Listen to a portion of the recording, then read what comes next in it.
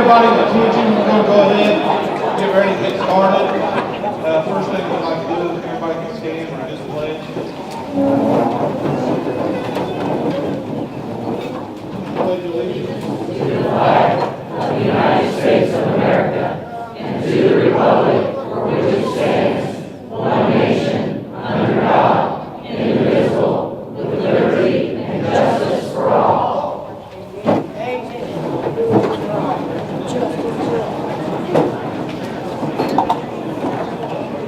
We actually also invited some of the state representatives and state senators that represent this area. Well, it all be, yeah, it's on, yeah. Okay. Is Greg Weimer, Tony Cook, Douglas Eckerty, Sue Arrington, Ken Lannon, Kevin Mahan, Joseph Williams, Melanie Wright, are any of them here? Okay. Would you like to come up here and sit with us, or just stand back?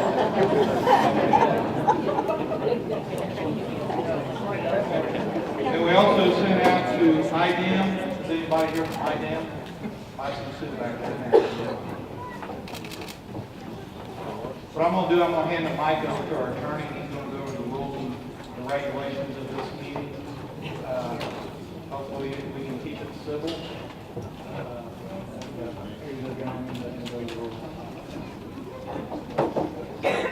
Thank you, Commissioner.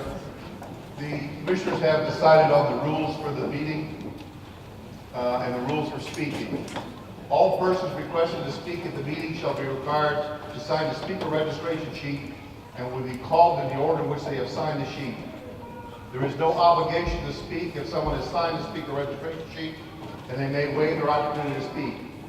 Once that person has an opportunity to speak and they've waived it, the person may not make further comments. Written comments will be accepted in lieu of speaking and may be provided to the commissioners no later than Monday, March 12, 2018 at 4 p.m. Written comments shall be delivered to the Commissioner's Office, 100 West Main Street, room 309, Muncie, Indiana, or sent electronically to jhoneycutt, Honeycutt, at co.delaware.in.us. Each side will be granted a maximum of 45 minutes to make their presentation. There is no requirement that all 45 minutes must be used. The applicant or their representative shall be granted the first opportunity to speak to explain the project, the plans, and any other information they deem important for the commissioners to consider. This shall be limited to 10 minutes in length. The commissioners will then call upon the speakers in the order in which they have signed the speaker sheet. Each speaker must clearly state their name, whether they are a Delaware County resident, and which side of the issue they will discuss. Each speaker will be given a maximum of 3 minutes time to speak. No repeat speaker will be permitted unless everyone has had an opportunity to speak one time and there remains time to decide.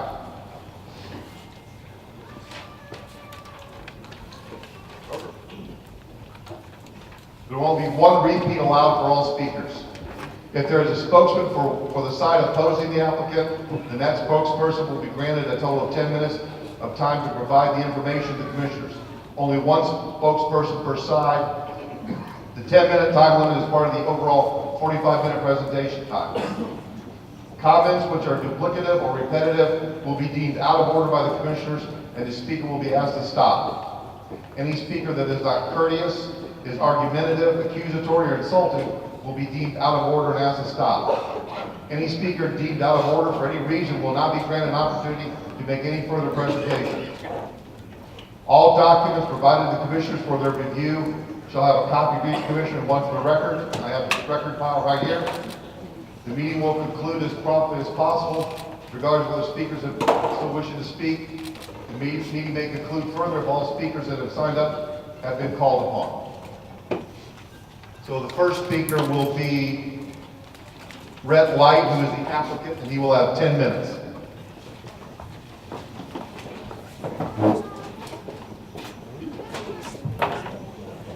Kind of speak up, so.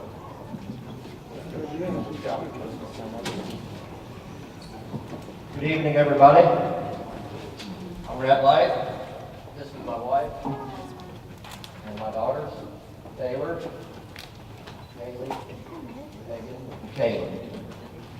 Our family has been farming in Delaware County for 3 generations. My granddad, Kenneth Light, moved here from Missouri in 1959 and bought the home farm on 1270 North, and has raised cattle, hogs, and sheep there over the years. He died in 2009, and today would have been his 92nd birthday. My dad, Galen, uncles Norman and John followed in his footsteps. Farming is the only thing that I have ever known and wanted to do. When my Uncle John died in 1998, my cousin Josh and I had the opportunity to buy into the business. Norman has since retired. So now I farm with my dad and Josh, his wife Merritt, and their 7 boys. We also have 2 full-time employees, AJ Clam and Kyle Clam, who is my Uncle John's son-in-law. This operation is not some large company coming into the community, buying up farm ground to raise hogs. It's me as an individual family member that wants to invest in some hog buildings and contract out my pig raising service. There will be 4 barns on the site, each barn containing a maximum of 2,640 hogs. There will never be more barns or more pigs than that on this site. The proposed site meets all county zoning requirements and IDIM regulations that are in place to protect the surrounding environment. The application includes details regarding all of the surrounding floodplains, streams, rivers, lakes, wells, wetlands, and both classified and unclassified drainage flow lines. I believe that this operation going in is necessary for the diversification of our business. CFOs have become an important mode of sustainability for family farms, providing opportunity for the future generations to continue traditions of life in ag. We value and respect the relationships we form with many of our neighbors and landlords over the years, and we want to ensure to them that we will continue to care for and protect the land that we have been entrusted with. Others are here tonight to give you more details on the livestock industry. Thank you very much.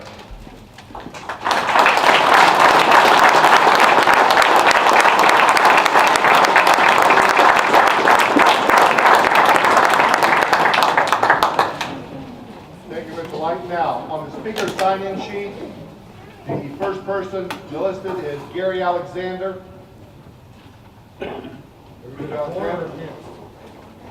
We're going in the order in which the sign-up sheet, according to the rules.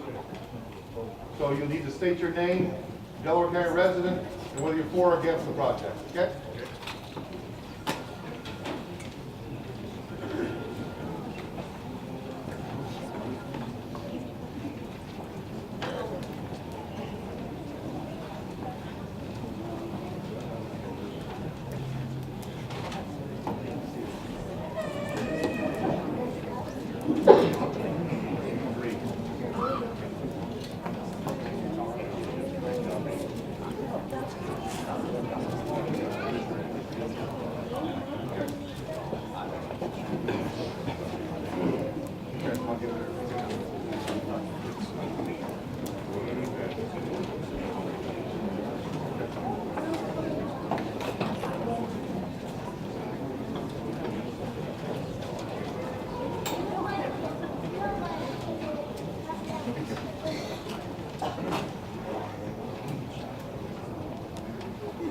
My name is Gary Alexander. I live at 16660 North Walnut Street, Eaton, Indiana, and I'm against this project. I'm a licensed real estate broker and appraiser since 1978. Speak up, please. I'm a licensed real estate broker and appraiser since 1978, and we live on our family farm. Has been our family for more than 100 years. I'm now retired. Sound is off.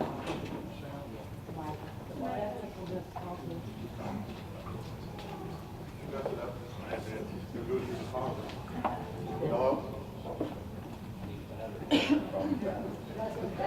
Hello? Hello?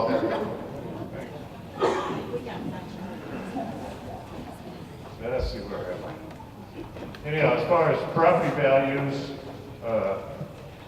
homes within a mile of the CFO will experience a decline in market value between 50 and 90%. I've given documentation of studies, peer-reviewed studies, and peer-reviewed articles to all the commissioners. Confined animal feeding operations are not good neighbors. They need to be located where they make the least impact on residential homes. 81 of Indiana's counties have adopted both planning and zoning ordinances. 64 counties. Do it again.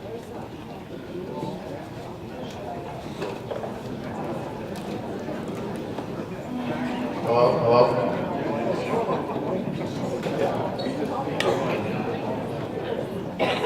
And 81 counties have adopted both planning and zoning ordinances. 64 counties have zoning ordinances that regulate and set provisions for CFOs within the county. I was on the Delaware County Planning Commission.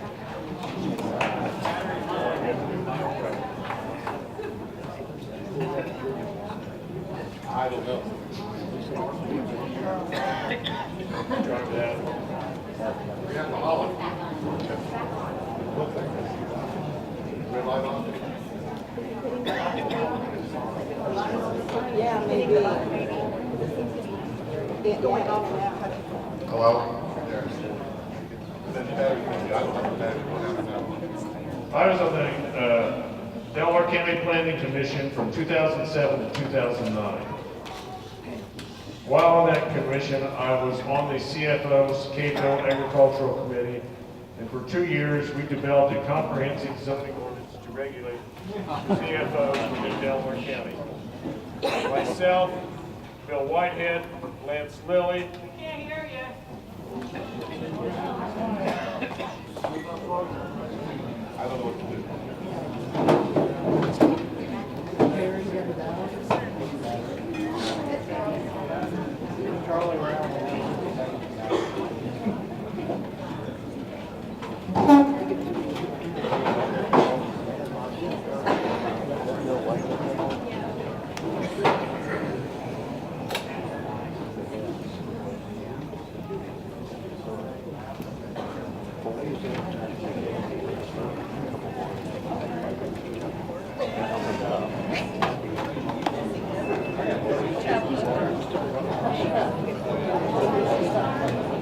Sheriff at the Bullhorn.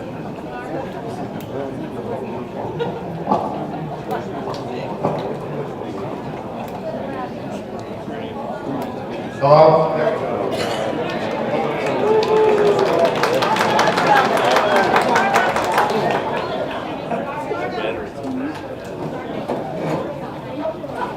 I'm going to start where I was on the planning commission. You've got the results of what's going to happen to single-family homes. I was on Delaware County Planning Commission from 2007 to 2009. I was on the CFO Agricultural Committee, and for 2 years, we developed a comprehensive zoning ordinance to regulate CFOs within Delaware County. Myself, Bill Whitehead, Lance Lilly, and Roy Budd made up the committee that completed that ordinance. It was presented to the Planning Commission, and during the public hearing, there was an objection to the amendment within the ordinance, so it was tabled and sent back to the Planning Commission. That amendment was taken out. Then my term ended, and the ordinance we developed was never presented at a public hearing or voted on, nor ever sent to the county commissioners. The work has been completed, and the ordinance that we developed back then, I gave to the county commissioners tonight. The current planning commission needs to review and revise if needed, and take the steps required to put this ordinance into effect. Thank you for your time and your consideration.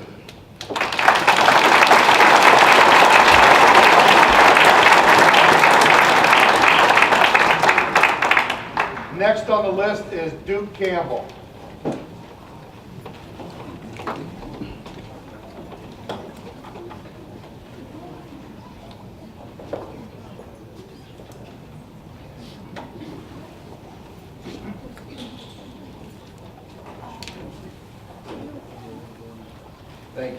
Thank you, commissioners, for having this public hearing. I think this is a great thing. Duke Campbell, 1515 East 18th Street. I am opposed to where the CAFO, but I'm only opposed to it where it's going to be located at. Speak up. I'm trying. I had to hold this right up to my mouth. How's that? Okay. My history is growing up on the Mississippi River, but really my adult history is being employed at the County Highway Department. And the group has asked me to come up and talk about the roads. And probably Angie, Bob, and the Highway Department and the commissioners may have researched these numbers. But I had two, pardon me, I had two paving contractors. I reached out to them to give a cost on Eaton Willing Pike and also 170 to sustain heavy and more trucks and vehicles. I will tell you this, that 170 North is just barely over 15 foot wide. And it is a chip seal road. And the Highway Department does as good a job as they can as keeping these roads as good as they can be right now. But also I want to talk about Eaton Willing Pike. In all my years at the Highway Department, we could not keep the shoulders from breaking down. And what this means, folks, is that a complete reconstruction, in my opinion, and the engineering department and Bob can research that, and I think they will. It requires, I have to read from here, digging the road out, putting in 8 inches of stone, 4 inches of what would be called a 9-inch binder, and then 2.5 inches of intermediate, and then 1.5 inches of surface. Now, going from Highway 3 down to 170 West would be a total cost, and that's just going to 170 West would be a total cost of $1.8 million. Now, I told these guys, I said, please be conservative in your estimates, because I know how rumors go. I don't know, I heard some numbers floating around, and they were very sensitive in that. So the reason I say that is because I don't want to throw big numbers out to like scare people. Now the cost to do 170 from the Pike to 1270, it needs completely rebuilt. That's your 3 minutes, dude. That's the sign. Come on, man. Okay, in closing, who's going to pay the bill?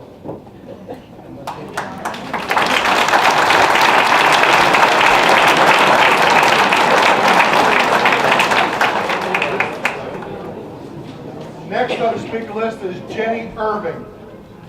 That is me, and I'm Okay, there hoping you go, that this good. microphone works well for me.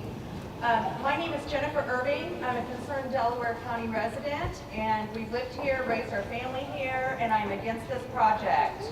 The majority of counties in Indiana do have an ordinance. Some ordinances are regulated by the health department, as this is a public health issue. We depend on IDEM here, although in meetings with them, we have been told, we don't regulate this, it goes back to your county.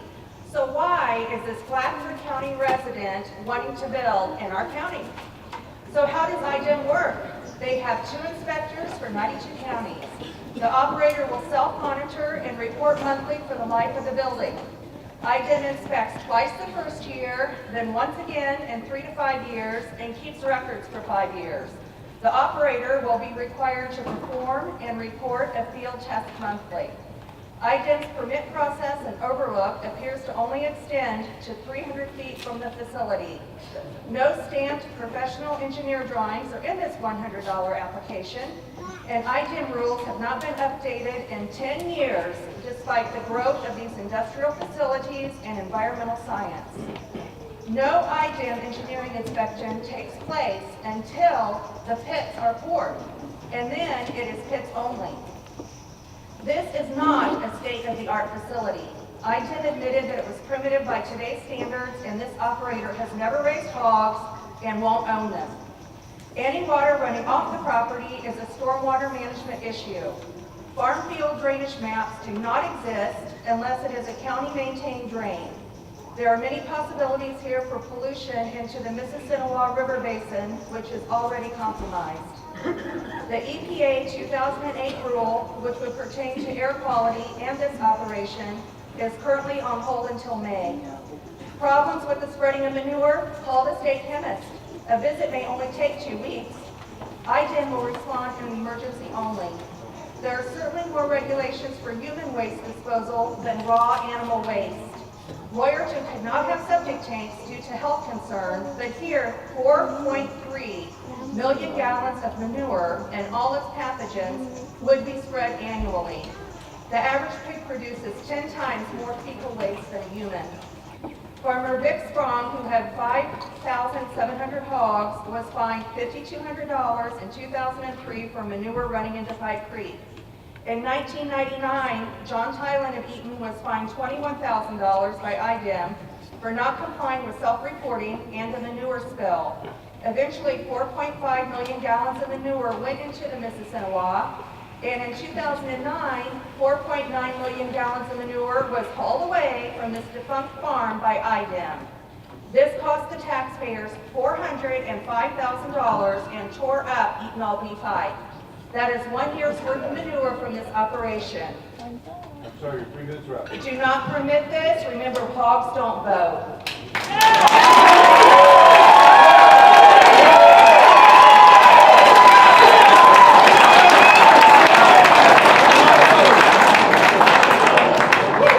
Next is Elizabeth Driscoll. My name is Elizabeth Driscoll. I've been a resident of Delaware County my entire life. As a licensed CPA, taxpayer, and neighbor to the proposed CFO operation, I have many concerns. This operation is likely going to operate as a partnership, passing through income to partners that live in Blackford County. Most of the equipment likely lives and is housed in Blackford County, and we will not get property tax dollars from that either. We should only expect income from real estate taxes. Once you calculate the external costs and come at the expense of us taxpayers, this just doesn't live up to the grand promise to generate revenue for our county. Roads and bridges, significant impacts on quality of life, assessed values, medical expenses, the list goes on and on. We know that the construction traffic alone will demolish our roads. Look at the case in Hope, Indiana. Assessed values had to be reduced, costing the county thousands in tax dollars. I have heard an article that has been going around as being cited that claims property values will remain. However, I would challenge those arguments. The study was funded by the Soybean Alliance. It was not a government or a peer-reviewed study. Common sense tells you there's going to be a decline in property values. And in this article, there's a promise of huge income and job creation. However, if you read it closely, the average the dollars out over the 16 counties in the study, the livestock sales only provide about $43,000 of new income and merely 2 jobs per county. What a letdown from the bold promises of growth. Factor in the externalities and costs that these CFOs bring, and you are left empty-handed. There were income figures quoted this week in an article in the Star Press. I have a lot of questions surrounding this. Where did this information come from? Was a copy of every farmer in all these counties' financials obtained, tax returns? What basis was used? Cash, accrual, was there depreciation? It's just not feasible to get this information and have such concrete financial data. Just because the surrounding counties are overrun with CFOs doesn't mean that we need to be. I'm proud that there are only 5 in Delaware County, and there are tons and hundreds in others. Since 2001, the number of regulated farms has dropped from almost 3,000 to about 1,800. So as you see, more and more CFOs coming, more and more farmers are put out of business, approximately a 40% decrease. So it's plain to see that CFOs actually take jobs away. They don't add employment. The landowner built a structure without a permit. When questioned, the county building commissioner told us it was up to his discretion to investigate. We informed the assessors that he wasn't paying taxes on it and contacted the surveyor who threw his hands up in the air. Regarding our government officials using their discretion rather than laws, shameful. Regarding the operator and landowner, they already ignore ordinances and they bypass permits. Is this a good indicator of how this will be ran? 3 minutes are up.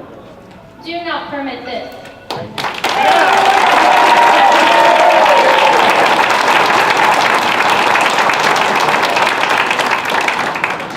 Next is Bob, I think it's Ray, or Ray. His handwriting's almost as bad as mine, so.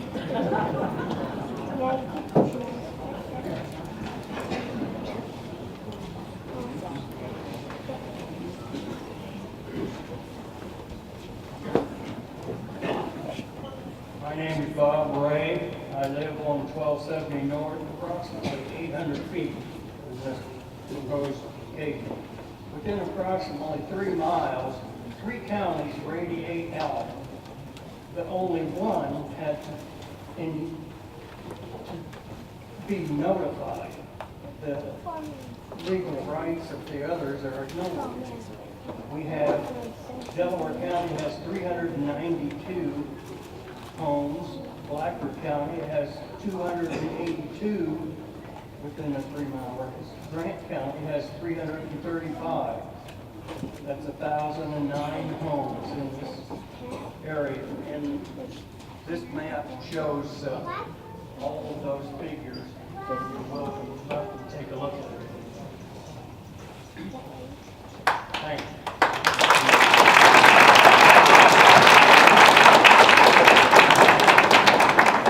Next on the list is Doug Short.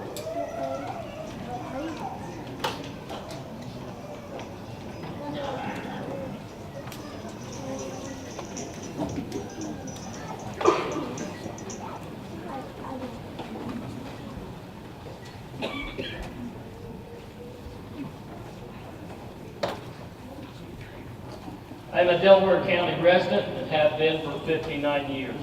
Just for the record, can you state your name, so confirm it, Doug Short, My right? name is Doug Short. I currently live at 2409 West Purdue Avenue in Muncie, Indiana, but have farm ground out about 0.7 miles from the proposed site. I own my own business and have for over 10 years. There are several articles of interest addressing livestock factories, one of the impact of concentration of hog production on economic growth in rural Illinois, authored by Gomez and Zane, and also an article published by Eichert entitled Economic Follies of Industrial Hog Production, University of Missouri. Both articles conclude that instead of being independent business owners, many farmers are basically contracted employees. Local farms with no local control. All decisions are dictated by integrators. These integrators control all decisions.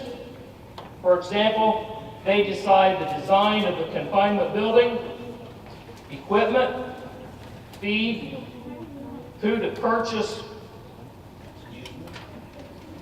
the feed from veterinarian care, slaughterhouses, basically every aspect of the factory livestock production. These integrators do not consider our local or residents when making decisions.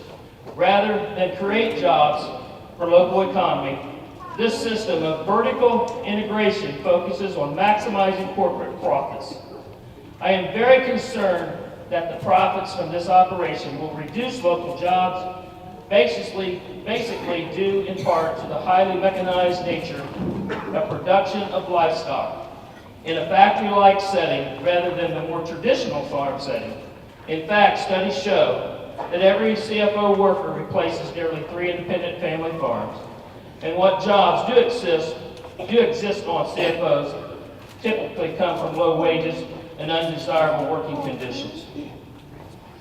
In addition, local businesses that support family farming are also negatively affected by the growth of these factories. Communities with farm factories have higher rates of unemployment because corporations that control these operations typically require their contract growers to buy feed and supplies through their corporation rather than local businesses. Livestock raised on these CFOs are often slaughtered and processed at a facility owned by the corporation. This further degrades the local economy by taking business away from the independent slaughterhouses. local grain elevators. Mr. Short, that's your 3 minutes. I urge the commissioners to ban heavy agricultural livestock factories.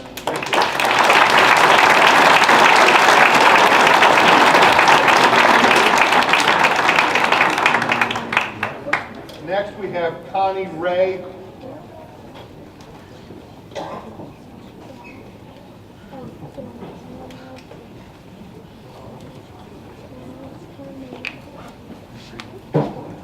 My name is Connie Ray, and I live next to the proposed CAFO site on 1270 North.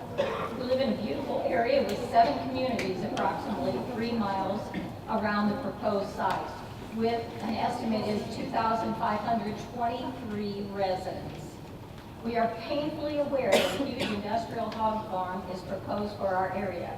This is such a densely populated area that we just can't believe anyone would apply to put a hog factory with an estimated annual capacity of, heaven only knows, I've heard too many numbers now, in such close proximity of our homes and families. This is just not a good area for a CFO. Now, we are not opposed to farming, and we're not opposed to CFOs, but this area is simply not a good area. Delaware County has received a lot of bad press lately for loss of industry, drugs, poor schools, and an FBI investigation. In addition, Delaware County has been losing population according to a new Ball State research study at rates faster than anticipated. We are now at the level projected for 2025. We need to attract more work opportunities, but these industrial-sized factory farms don't employ hardly any people. U.S. News and World Report found that Indiana is the 48th worst state for quality of life when compared with natural and social environment issues such as drinking water and pollution. Indiana was also cited for releasing more toxic chemicals in the air than all but 5 states. We have an area here so beautiful that people have flocked to the area to live, enjoying the lakes, streams, and wildlife so unique compared with the flat farmland in most of our region. This should be a draw for employers who actually do hire numbers of people and who are looking for a nice place to live. But not if the area is filled with 168 gases emitted from CFO waste, including ammonia and hydrogen sulfide, a heavy gas that will sink into our valleys and destroy the lungs of our children and elderly residents. This county doesn't need multiple lawsuits to protect our families, property, and way of life to make the news too. My biggest concern is health. My daughter has had a double lung transplant, and according to her doctors, and please listen to this, according to her doctors, she can never come to visit us at our family home that she grew up in. This is encroaching on our fundamental and constitutional rights. It is immoral to deprive our residents of our property investments, our health, and our right to maintain our way of life by another person who brings a business so detrimental and so poorly regulated into our established area. This is just not a good area for a CFO. Do not permit this CFO.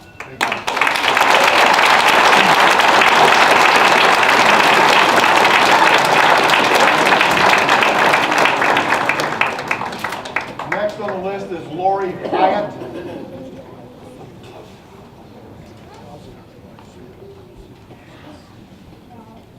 Hi, my name is Lori Hyatt, and I live in Delaware County, approximately 0.6 miles from this proposed factory hog operation.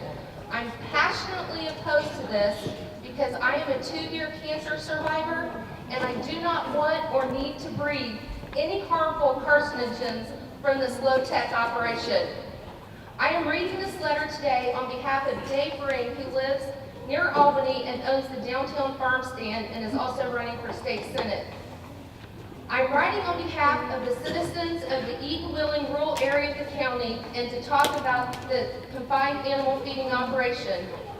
As commissioners, one of your responsibilities is to lead and to help ensure the success of future generations in Delaware County.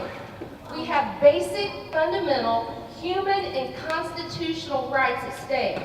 We also have principles at stake that define who we are as a community that hang in the balance. Lobbyists and large multinational corporations, special interest money are consistently taking over land in our county and engaging in agricultural practices that are damaging to our environment, public health, property values, and our constitutional right to property. Our infrastructure, roads, bridges, and the ability for future generations to even inhabit parts of our rural landscape are at stake. Professionals in economic development consistently talk about quality of life and quality of place to maintain current population levels. Population in our area consistently decreases, and we can neither have quality of life nor quality of place if you don't stop the influx of CFOs, which involve outside controls over farmland. This issue is about local control. You have the ability and are in powerful positions to place an outright ban on any future CFOs. These are the lowest, most undesirable form of agriculture. They will only contribute to further population decline, decimation of environment, the brain drain, and decreased quality of life and quality of place. I am a longtime organic farmer, and the future of agriculture is very important to our rural areas, as I have supported my family with farming. My business, the Downtown Farm Stand, supports small and medium-sized farms, and we connect with consumers in the community. The difference is that our farm and the farms that we buy from don't encroach on the rights of others. When industrial practices like CFOs seek to move in and lower property values, pollute our air and water, decrease the tax base, that's when we have a serious problem. Trying to paint everyone opposed to this as anti-farm is dishonest and ignores the real issue of respecting others' rights. That's your 3 minutes. Thank you for your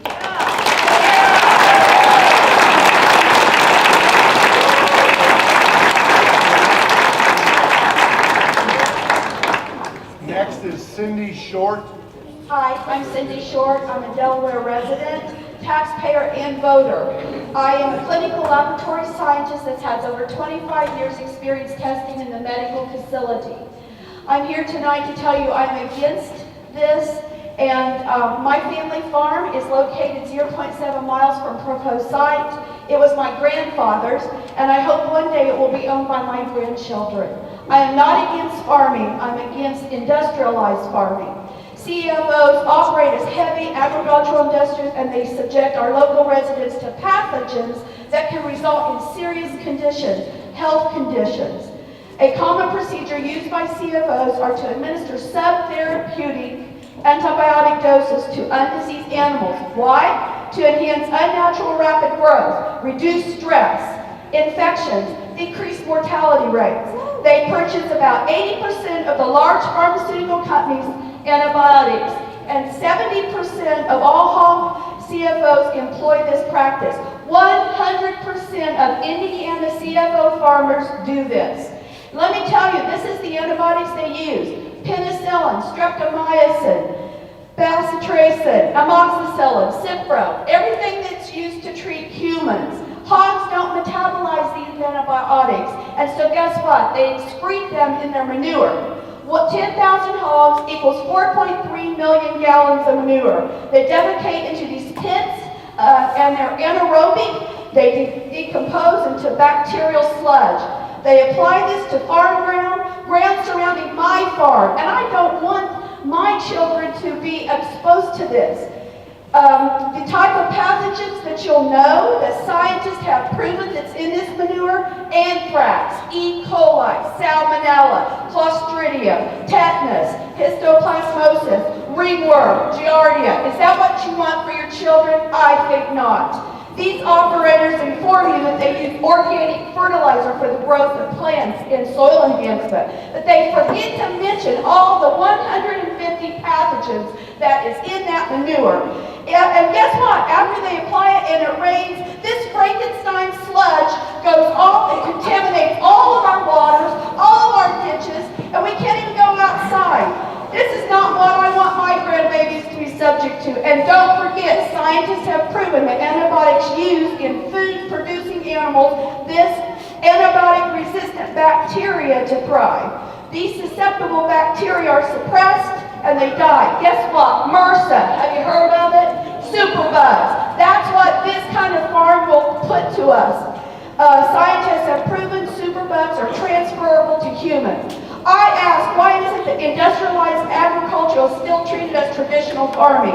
Why is it required to treat human waste but not hog waste before they put it on our land? CFOs present an acute and immediate risk to human health. These issues call for all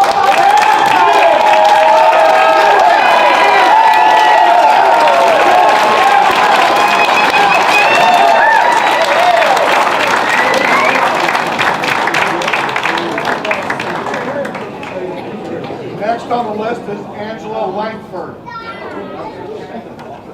Angela Langford, Delaware County resident and a Ball State Natural Resource student. I live on Wheeling Avenue, but grew up where my parents currently live on 1275 North, about 1 mile from the proposed site. This area is known for its beautiful scenery of wildlife, rivers and creeks, and fresh smell of nature. Many taught their kids how to fish in these rivers, take canoeing and kayaking trips, and even camp on their land next to these rivers. Only about 0.5% of Earth's water is accessible and usable for human consumption. We must work to protect this. According to the CDC study, CFOs are one of the leading contributors of pollutants to lakes, rivers, and reservoirs. Pollutants can travel over land surface drainage, discharge through ditches or flushing systems found in CFOs, or meet surface water that passes directly through the farming area. For example, Jay County has over 50 CFOs containing hogs and poultry. Potentially, due to these large numbers of industrial farms, waterways in Jay County have been covered with blue-green algae caused by overnutrients from runoff. The waterways flow on the map. Do we really want our county to look like this?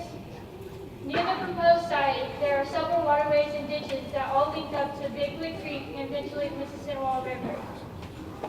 The Mississinawa Watershed Project, finished in 2014, states that Big Wood Creek, due to the amount of agricultural lands, there is an estimated 144,000 tons of sediment that discharge into the Mississinawa River annually.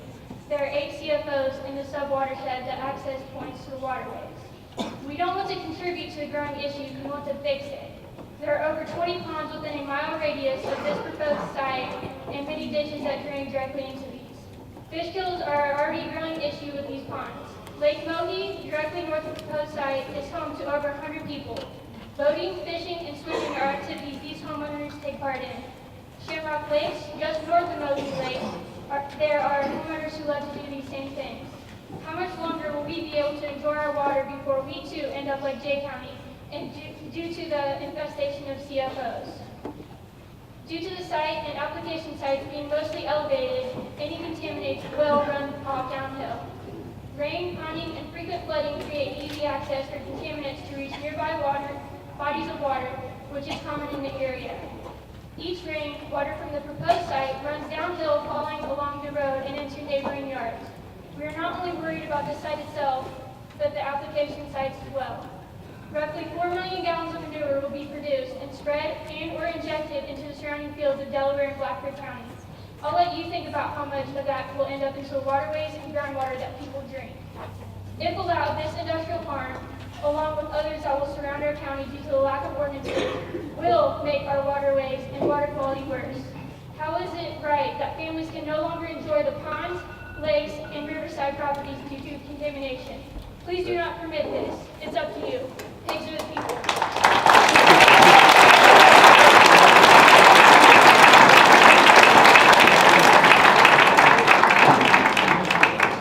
Next on the list is Dennis Walker.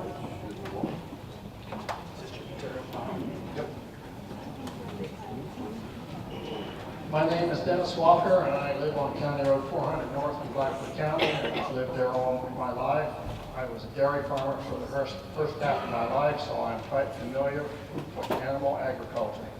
I am here to give first-hand information on what it's like to live next to a CAFO. I have one that is 1/4 mile southeast of my back door.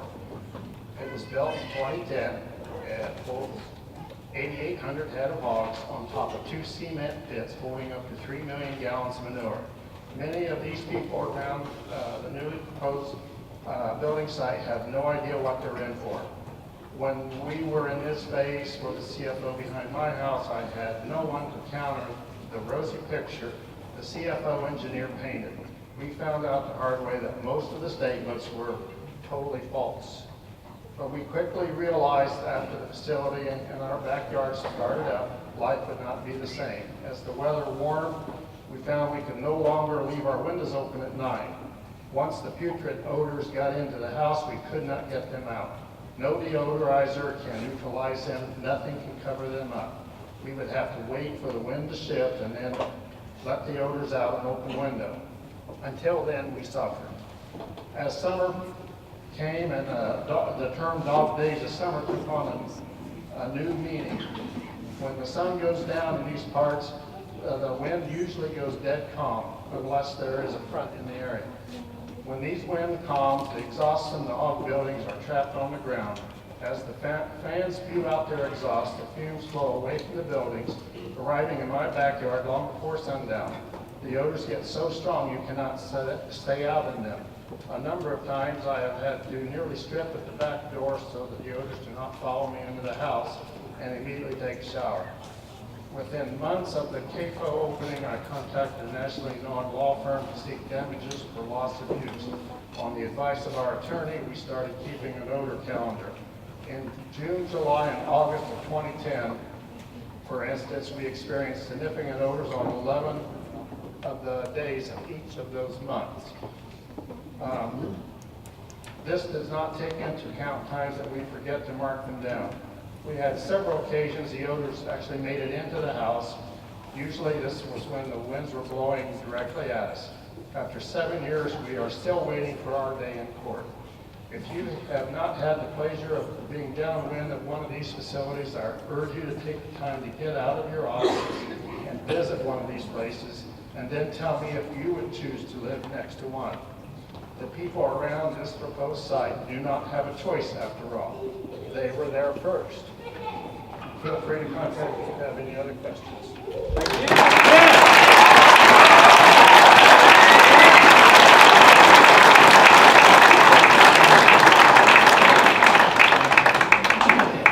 Next is Sandy York.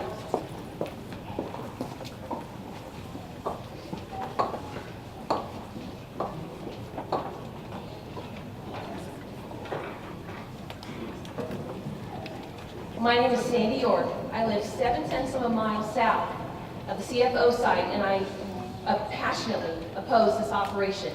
I'm a hardworking taxpayer, and I've lived in Delaware County for the last 19 years. Delaware County currently has 0 ordinances to regulate CAFOs/CFOs. We are way behind.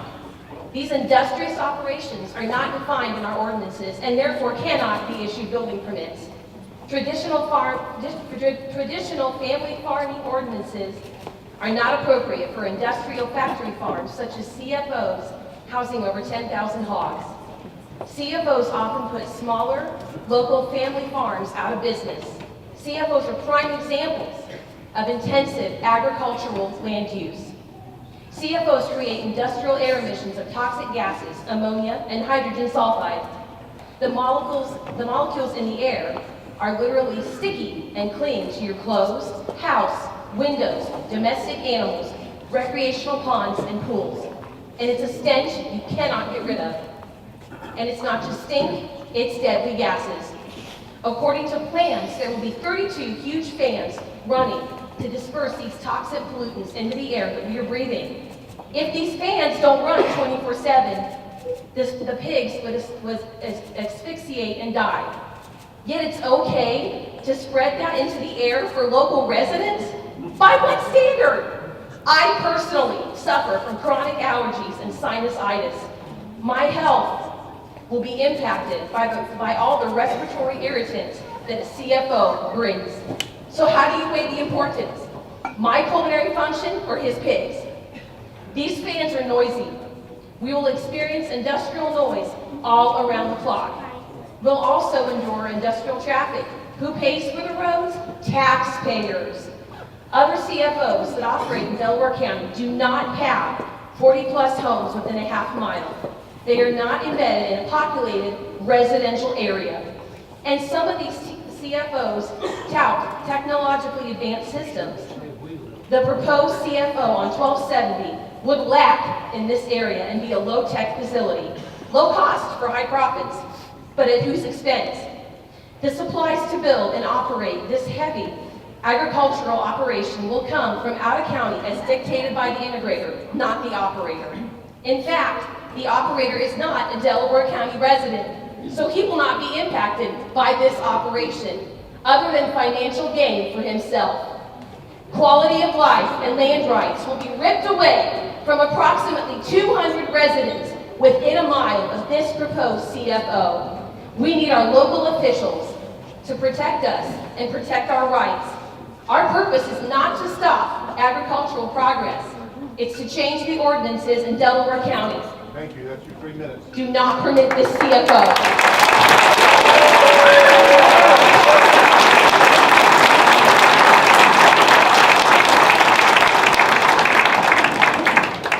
Next is James Rabarchek.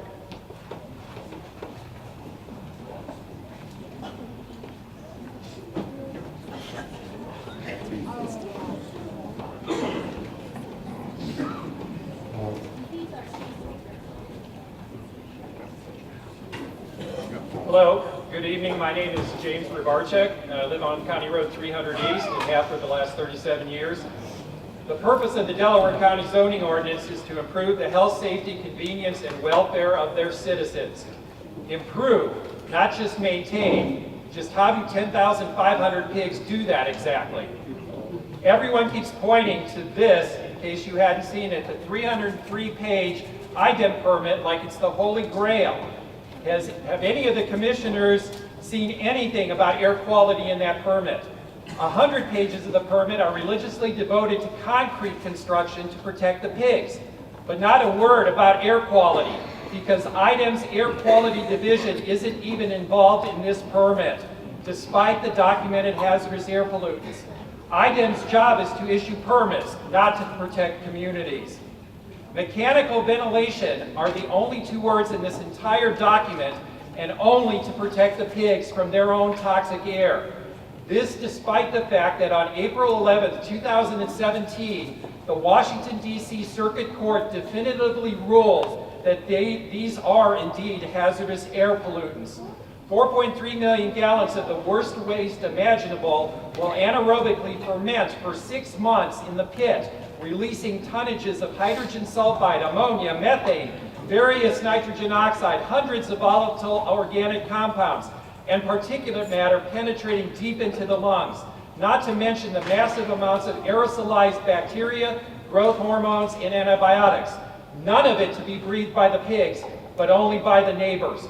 8 huge fans per building will protect the pigs from concentrations of hydrogen sulfide up to a deadly 500 parts per million. But this toxic air does not exhaust up tall ventilation stacks to disperse it, but goes right out near the ground.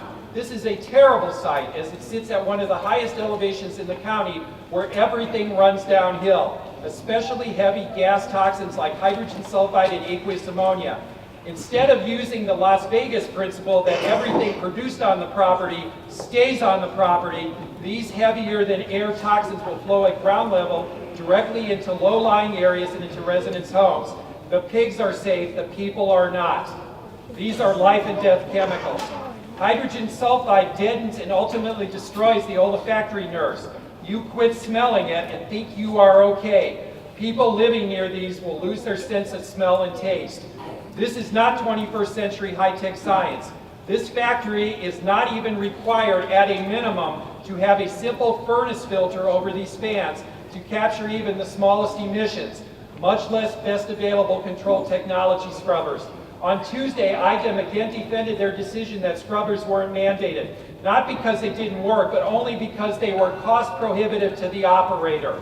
IDEM chose business profits and pigs over protection. That's your 3 minutes. Thank you very much.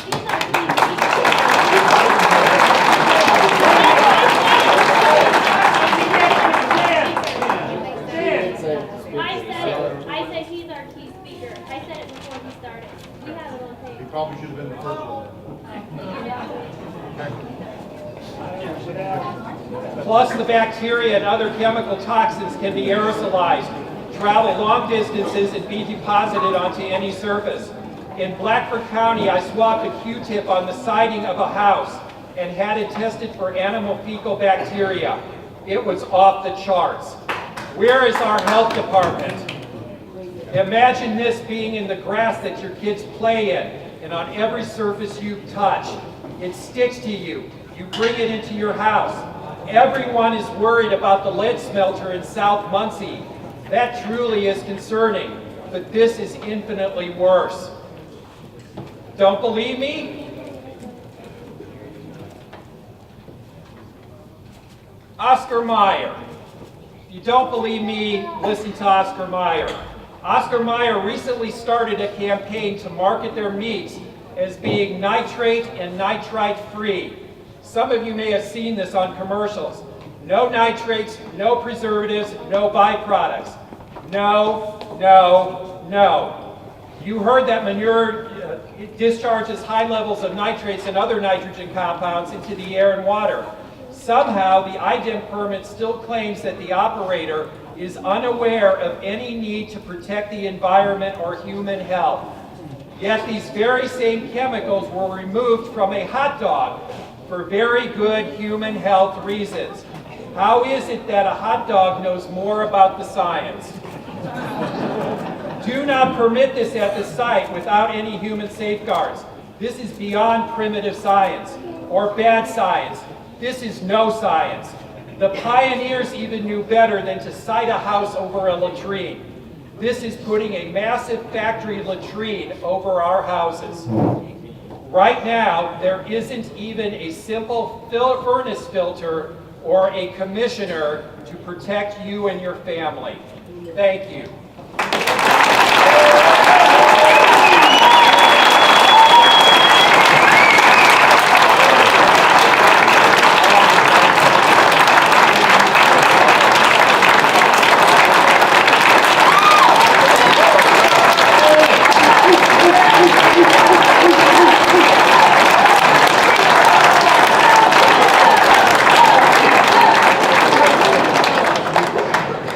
By the rules set up by the commissioners, each side has 45 minutes to present their position.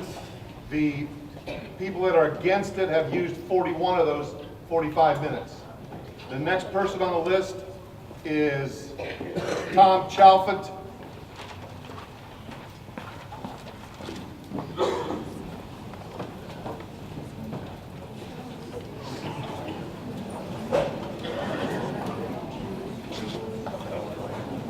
Commissioners. My name is Tom Chalfant. I'm a Randolph County Commissioner and farmer, and I also farm in Delaware, own land and farm in Delaware County. And as commissioners know, it is very hard to find money to fix our infrastructure, our roads and our bridges. And so that's why I'm in favor of this project when they are sited properly. In Randolph County, our hog buildings, they're called quads, they hold 4,000 head each. They bring in approximately $7,000 a year in property tax to the county, each building does. And so yours would be a little different depending on tax rates. But anyway, as I said, it's very hard to balance budgets, to find money for infrastructure. So that's why, I'm trying to encourage any kind of projects, any kind of economic activity in our county. I live about 15 minutes from the Muncie Mall, and so I want Delaware County to prosper also because I shop here and come to town regularly. I live on the county farm. So, again, I think this project has great merit. I live about 1/4 mile north of the CAFO, and I have not had any of the experiences these people are talking about. My family and I enjoy our property. I used to raise hogs 25 years ago. Today, the hogs, I think, are much better cared for. There's more regulation than there used to be on manure management and these kind of things. Also, I might add that Randolph County just paved quite a few mile of road. If my memory certainly correct, we had the road stabilized, 8 inches deep, and then 3 inches of asphalt, for about $250,000 a mile. And so I think it can be done a little cheaper than the other estimates you were hearing. But again, I also been involved in the ethanol project for 10 years. I'm still waiting for the dead zone here. So I don't believe many of these things that I've been hearing are true, because people in Randolph County live and work and enjoy their lives the same as Delaware County. With these CAFOs and these other wind farms, ethanol plants, things that would bring in a great deal of economic activity. So thank you. Thank you.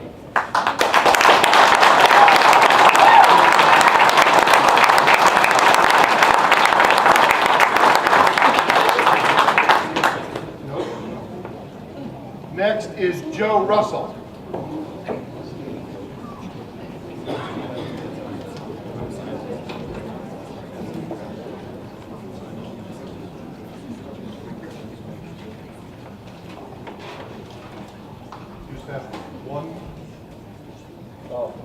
I didn't realize this was set up. Okay. All right. I will get it to the commissioners now, okay? Hello, my name is Joe Russell. I'm a farmer in Delaware County. I live at 3501 East, 700 North, Eaton, Indiana. And I farmed for 42 years, and I'm a sixth generation farmer. I want to address some of the topics I've heard. One being the roads. Delaware County generates over 20,000 semi-loads of product, mostly grain, a year. And I think all the farmers here, I think they would agree that most of the roads we travel are narrow and could be smoother, and we could have better bridges. But the area that this CAFO in is no different than the area that most of the farmers in Delaware County experience. So once the CAFO is in operation, it'll average one semi-load a day. That's not excessive traffic. There will be some more activity during construction, that's a given, but one semi-load a day in operation isn't that excessive. Now, the Light family, when I've talked to them, they will use a drag line to transport the manure to the fields. That keeps the trucks off the road.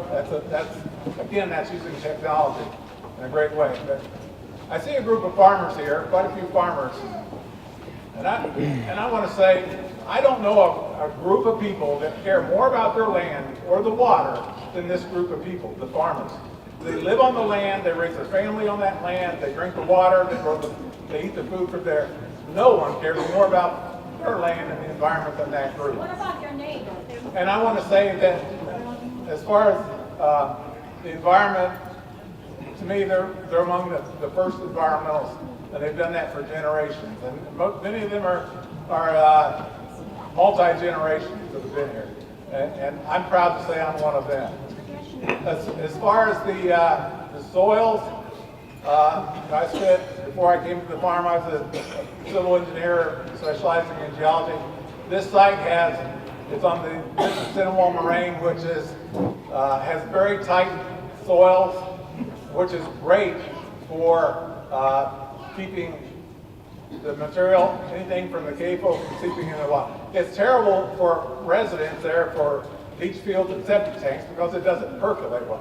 But it's great for the hog barn and the farmstead because it doesn't let that infiltrate into the water.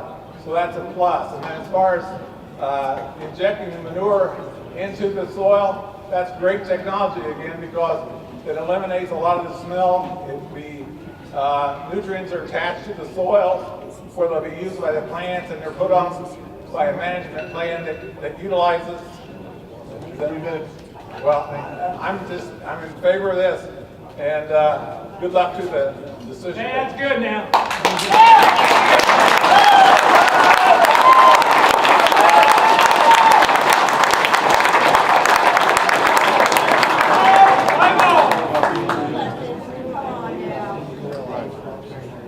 Play fair. Let's absolutely play fair.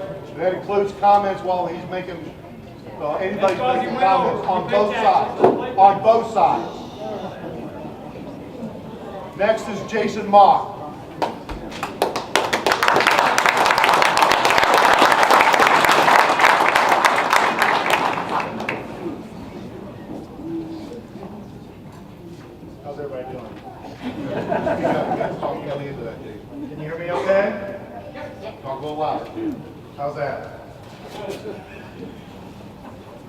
Okay, I'm not going to lie to you. Been thinking about this a lot today, and I think it's even a heck of a lot tougher from the last hour. I'm not going to address everything that I've heard. I'm just going to tell you this. My family lives directly away from our hog barns. I can literally hit a pitching wedge and hit the barn. Farmers love their families. We would do nothing to hurt them. And I just want to tell you a story. I had 30 years with my father. He's gone. And you don't remember everything, but what you do remember about people is how they made you feel. And I remember one time I was in 3rd or 4th grade, and I heard my mom talk about us being in a hole again. It was the mid-'90s, early 90s. Farm prices were down, and I didn't know what the hole was. And I was talking to a friend, and I said, we're in the hole again. And a few minutes later, Dad called me down into his room, and he was getting dressed, and he had this look in his eyes, and I can't explain it other than watching him day in and day out gusset, do everything that he possibly can. It's taxing, and a farmer just completely changes when he becomes a father. I could remember that feeling that he had done everything that he could possibly do to make our farm make a profit that year, and he just couldn't do it. And farmers can't control the weather, we can't control our prices. All we can do is work with the system. And if we not allow anything to come into this county, then you're taking away the opportunity for the family farm to exist in the future. I hear all this stuff about factory farming and everything like that, but there's only, I don't know how many family farms there are left in this county, 10, 20, 30, but we all want to farm with our kids. It's not as bad as what I'm hearing. I live right next to my family. The last thing I would do is put them in harm. Thank you, Jason.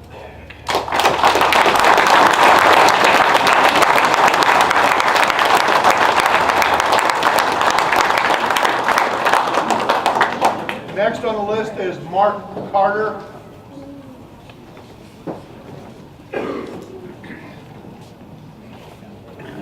Okay, good.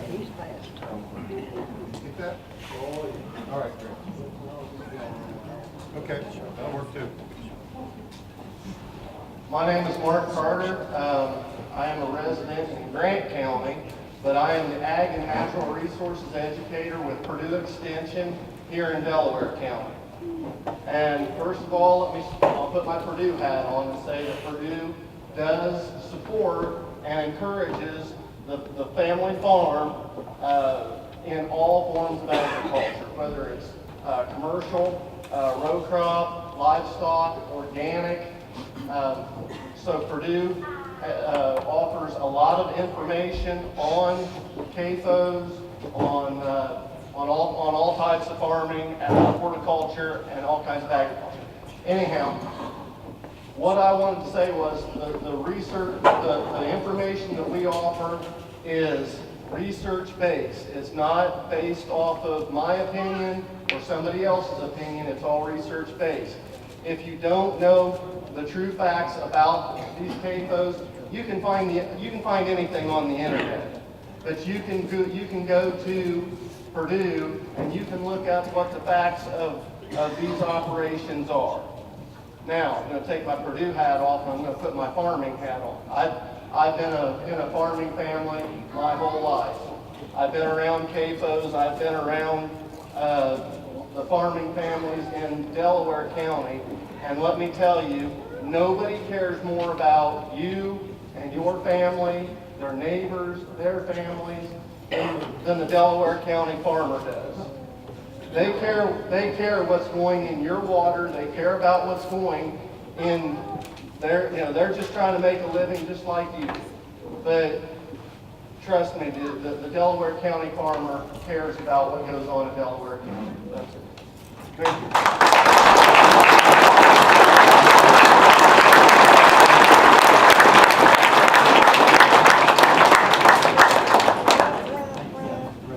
Next on the list is Eugene Whitehead.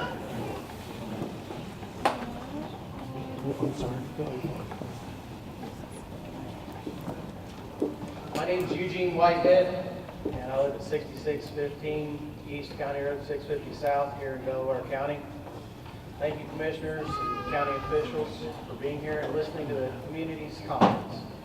I'm a fourth generation livestock farmer in Delaware County. My passion for farming has always revolved around raising pigs. I'm proud to say that where my wife, my two sons, and I live are on the same property where my grandparents started our family farm. My parents are children of livestock farmers, and I am certain they are proud the family farm will continue for another generation. Our livestock farm has been regulated by the Indiana Department of Environmental Management for 40 years. Since 2001, I've trained to become the compliance contact for our farm. I'm presenting information regarding the rules process that must be followed for the application, construction, and then compliance with local and state agencies. I have recently completed the item application process, so I know what Mr. Light's going through. It requires engineers for blueprints and design. It requires a soil scientist qualified to evaluate soils for protection of human health and the environment. Soil scientist determines if the soil where a building, septic system, or any in-ground structure planned is suitable or safe for such use. IDEM then reviews the application. Through their thorough method, IDEM comes out to your site, and they also meticulously go through the site and all the surrounding areas to make sure that it meets safety standards and is suitable. If a permit is obtained, IDEM is involved in the construction process, making site visits to confirm quality standards. County agencies are also involved. The county building commissioner must review the application just like IDEM. He makes site visits at critical points as well to ensure quality insurance, just as he does with any home. Another agency, the Muncie Sanitary District, is involved, has a stormwater pollution protection plan where the applicant must follow the best management practice of the construction site, and the district's inspector enforces this with periodic visits. IDEM compliance is vital to be able to raise livestock. Before the scheduled review and inspections that happens every 5 years, a nutrient management plan must be kept up to date with yearly manure analysis of nutrient content. All farm ground that might receive application must be tested. The application of the fertilizer is also regulated with farmers mandated to use setbacks recommended by the Natural Resource Conservation Service. Setbacks are from wells, property lines, roads, and more. Every gallon that is applied to the farm ground must be accounted for on paperwork required for inspection. Remember, all barns are zero discharge sites, and the only way manure is to leave the farm is to be applied agronomically on crop ground. During inspections, buildings are examined for structural integrity, environmental compliance is assessed, and all the paperwork is evaluated to assure complete satisfaction of the farm inspection. If anything is not in compliance with IDEM rules, immediate action takes place. Many times, livestock farms complete the inspection process with full compliance and no issues. If issues are found during the inspection, future inspections might occur. Please support this. Thank you.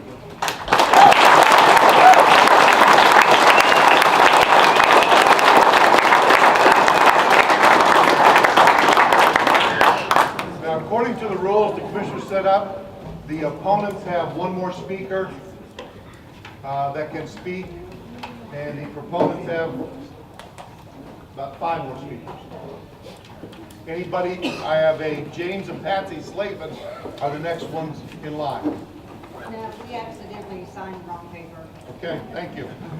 I have Joe and Ginny Crone.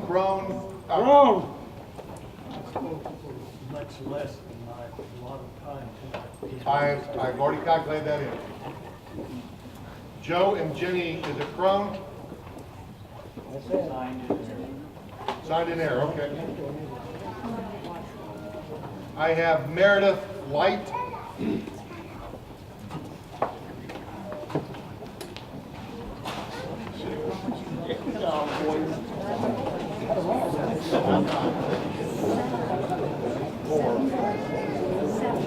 For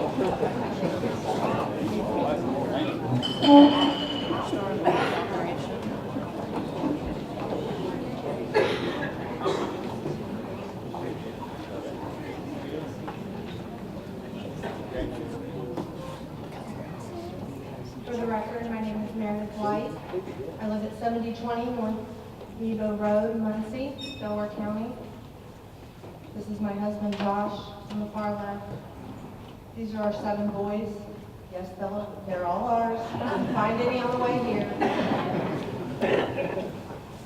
My husband Josh and I farm with Brett and Elena, and we have for nearly 20 years now. Brett and Elena's girls. And these boys that you see up here will represent the 4th generation of Light Family Farms. I married into this farm family, as did Elena. And there's not one day of my life that hasn't been a blessing.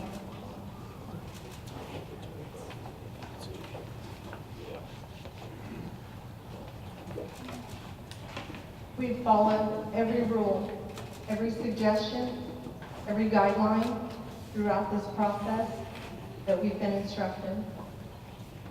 This is our livelihood. Don't believe anyone that says it won't affect us. My husband's 93-year-old granny lives at this particular property. We are there on a regular basis.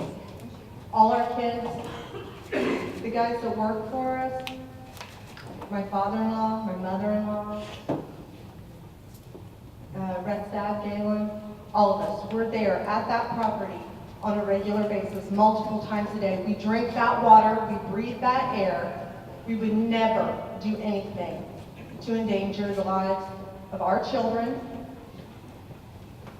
or anyone's children. There are horrendous rumors that have contributed to the misinformation and just outright fear-mongering in this entire process. Rumors spread by people that we have known and had a good relationship for years, and it has been so hurtful.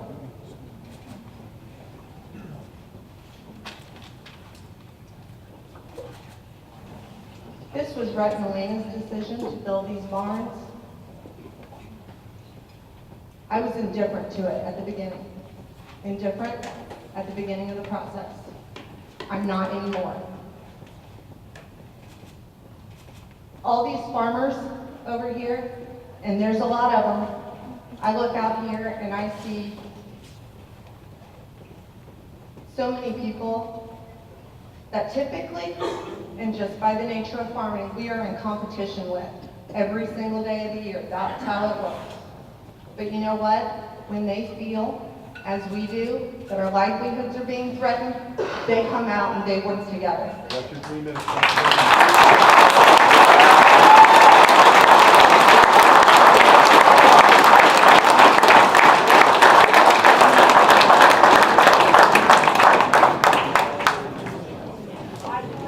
Next on the list is Maggie, is it Ailes?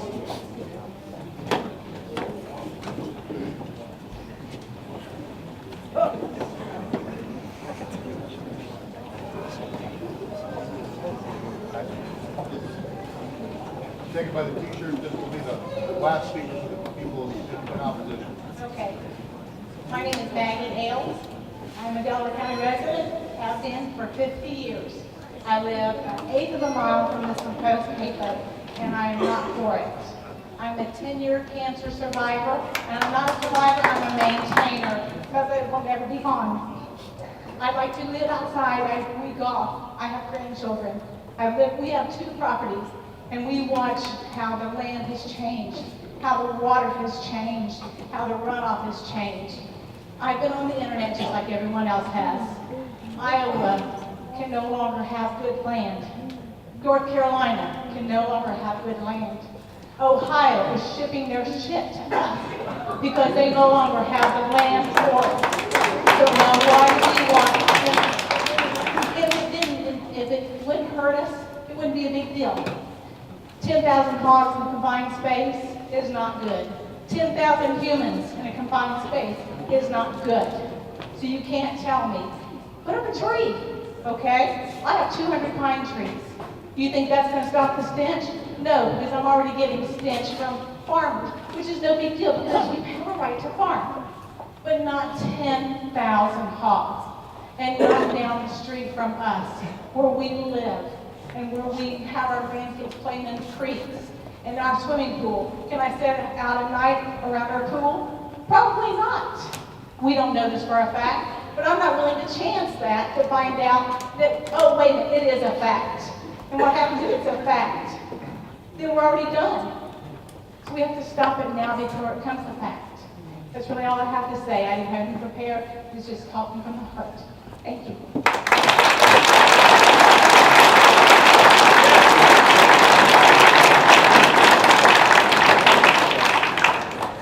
Next on the list is Fred Coker. I'm for the opposition. Can I still Okay. speak? No, thank you. No time left? No time left. Sharon Hamill, are you of the opposition as well? Yes, sir. Okay. Kelly, I can't, this is Kelly something or other. Even worse than mine, honestly. Kalen on 2881 South something or other. Opposition, okay, thank you. John and Teresa Pickle. I hope I'm pronouncing that right. Gaston. I think it's Fishell. Okay. Did they use 45 minutes on the opposition side? All 45? The opponents. So, Yeah, they have. I don't see how she didn't use all her time. Linda Hansen. Essentially opposition, but we're really calling for a moratorium. Well, that's an opposition, so. Okay. Okay. That was the last person on the list. That's all that's signed up for the speakers. Is there anybody else that has any written presentation or submission they wish to present to the commissioners at this time? Yes, sir. Fred Casher, Okay. opposition. If you have, if we'll take anything in writing, we'll put it on the record. If you can't make a comment, we'll just take the written material. Okay. I'm assuming you have seen my application. Yes.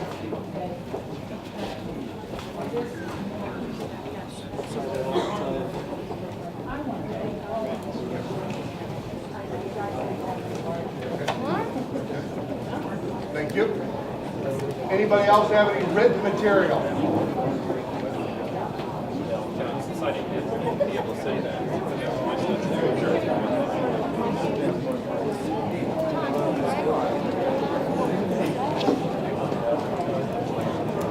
Yes. Bring it up.